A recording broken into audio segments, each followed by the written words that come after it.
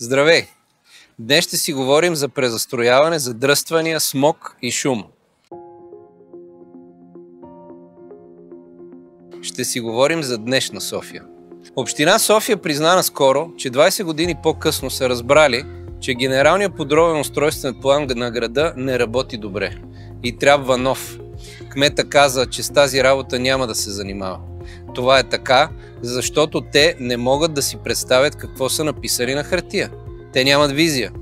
Не могат да предвиждат развитието на града ни и да го управляват. Милионен град без автомобилно движение няма. Не може целият град да стане зона. Не може и целият град да стане улица за пешеходци. Дори в Амстердам има места за паркиране в идеалния център, а там има повече място за лодки, отколкото за коли. Не може метрото да ме докара от центъра до Люлин за 15 минути, а на станция Сливница да чакам рейса 20. Как един шофьор да избере друго при това положение? Правя адекватна синхронизация на светофарите и на градския транспорт в пиковете.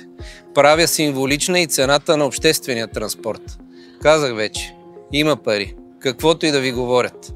Избирам по-големите разходи за София пред по-гъстия смог от колите и от завода за боклука, който дишаш ти и децата ни. Не е сложно.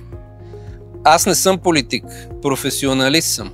Доказал съм, че си върша работата като хората. Мога да направя същото и за града ни. Изпрати ме да действам. Изпрати ме да свършим и тази работа като хората.